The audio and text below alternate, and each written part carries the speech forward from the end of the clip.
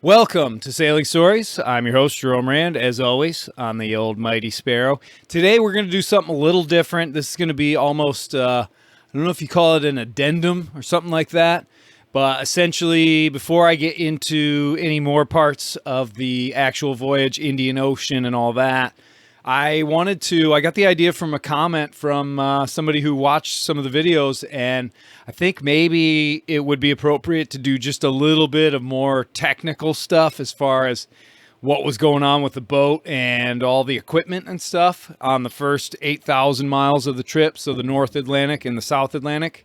And if you've watched the previous videos, you'll see that basically I left off where we're just under the Cape of Good Hope and entering the Indian Ocean, which is where it also gets pretty interesting. I like to say that's where the adventure really began. But in any event, as far as equipment went, Sparrow was pretty good. As a rule, I've always tried to keep everything as super basic and simple as possible, and that's definitely helped quite a bit out there. And I was pretty much just trying to get used to the new set of sails and get everything tuned up there.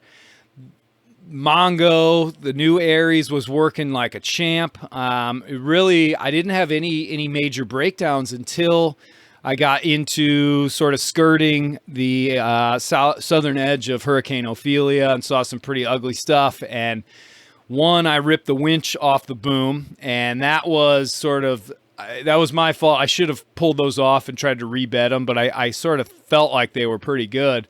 But essentially, you had a bronze winch with stainless steel bolts going into an aluminum boom, and the corrosion was pretty insane, and it just ripped it out. And I had been just reefing the sail, sort of in the middle of the night, and it came off my hand. Luckily, it didn't fly off the boat. But in any event, I was able to make a backing plate and stuff. I couldn't do it that night. I had to wait a few days until I got to some calm seas. But interestingly enough, when I was doing it, I had to use a hammer for quite a bit of it. And after 2-3 minutes of doing that, dolphins started coming up, which was pretty crazy. Obviously, they must have heard the clanking and working that was going on, so they came to investigate. So that was kind of neat. But I ended up bedding all that stuff with 5200 and then using a lot of tough gel, which is like a Teflon sort of gel. You just smear it all over the screws, and I probably should take those off pretty soon. Check them out one more time. Maybe change the backing plate, because I just used wood, and I don't know. We'll have to sort of see. But yeah, those were for the reefing lines, and that was pretty rough. But not too long after that, one night down below, and I heard a big explosion, and the sail starts luffing, and I come to find that the main sheet system hooks into a traveler track, and there's a little car there that runs back and forth with bearings and whatnot, and it had come to pieces one night and was just hanging on by the smallest little thread of a bolt. Was able to lash that down, and I had a replacement part for it and replaced everything. It took about 2 hours of me in pretty ugly weather, because there wasn't much else I could do. I needed to have that fixed, and it was crazy having to sit in the middle of the night up there, and I was still, I think, just in like my long underwear and probably no shirt, just up there getting splashed and kicked. It was a pretty ugly night, and oh, geez, I was learning my lesson there. And it was one of those things where I don't know if I would have spotted that on my, morning routine of checking everything over, but it made me up the ante after that. And I was able to fix that as my spare. So I went from using the spare and having no backup to using the spare and now having a rebuilt one, which was pretty good. Other than that, the engine was working okay. I was using it every 10 days for a couple of hours just to give the batteries an extra little charge, but the solar was doing really well, especially the further I got south. As far as the electronic equipment, the only thing I was running was the AIS. I didn't use the VHF, and I didn't use the chart plotter. Those just sort of sat there idle, and I was marking everything on my chart, pretty much. The chart was once a day, and then the logbook was pretty much every 6 hours. I try and do that as religiously as possible, just to really keep a good good log, you know, because you really never know. And I was toying around with a lot of the celestial navigation and stuff, which was always more of a hobby, but I think it's worth knowing if you have a complete electrical failure on the boat. But yeah, so the solar was good. Mongo, the Windvane was doing great. All I had to do was drip a little oil on it every day. And the sails were holding up really well. The brand new ones were great. They were really hard to deal with as far as reefing and unreefing the main, just because it was such heavy. I think it was like 9-ounce material or 8-ounce material. I mean, normally the stuff you would have for a storm jib. So it definitely toughened up the old hands, that's for sure. But other than that, you know, everything was sort of working out pretty well. The functionality of the big closet sort of stowage rack that I had built, that took up about 1/3 of the cabin, helped out quite a bit, made everything very accessible and all that. And yeah, I mean, I think my biggest issue was trying to catch water and keep my water levels going up. And, you know, in the doldrums, you get a decent amount.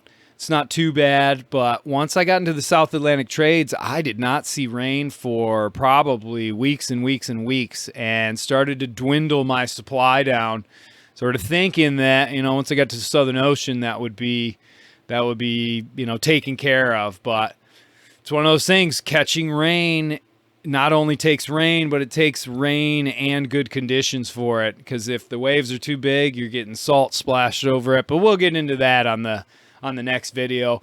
The food, the fresh food, the bacon and all that would end up running out, you know, in the South Atlantic. So that was a little bit of a gut check, I suppose.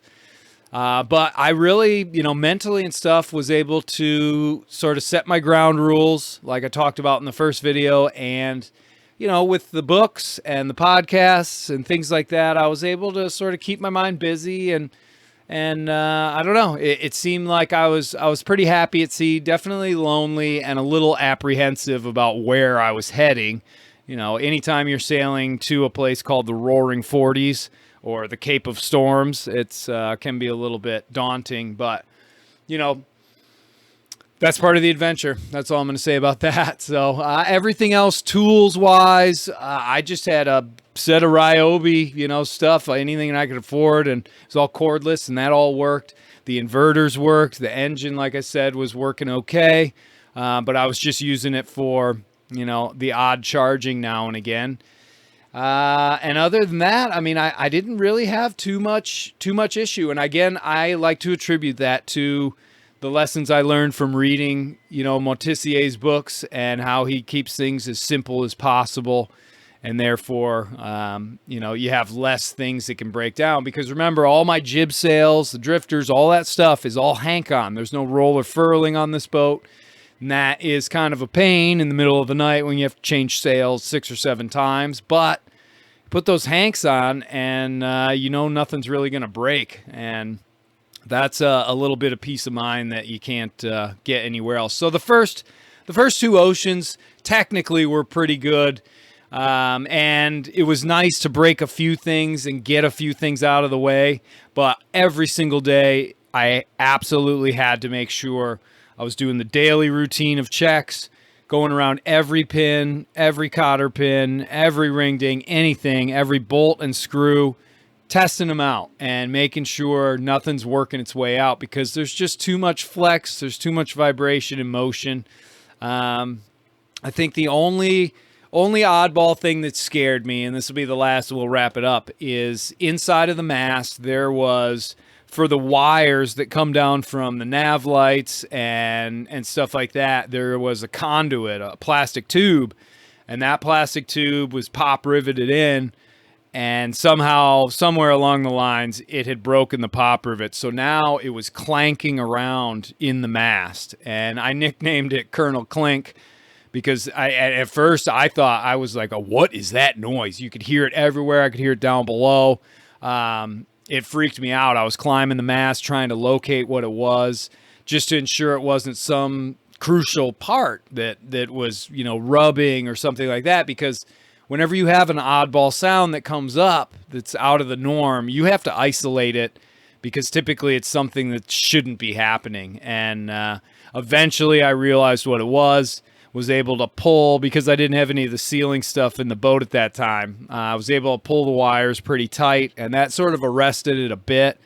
But Colonel Klink would be the permanent crew member aboard Mighty Sparrow for the remainder of the trip, and it's amazing what you can get used to noise-wise and still be able to go on. So obviously, a lot more stuff happens once I get further south, and maybe after we do 1 or 2 more videos, I'll do another one of these if you guys like it. I don't know. We'll have to sort of see, but you know, I part of the reason I want to do these videos is just to be able to pass on as much information and hopefully some inspiration as well to anybody and everybody. So yeah, thanks for watching, and hopefully you guys are beating the heat, because wow, it's like 90 degrees in the boatyard today, and sweaty. So thanks for watching. Till next time.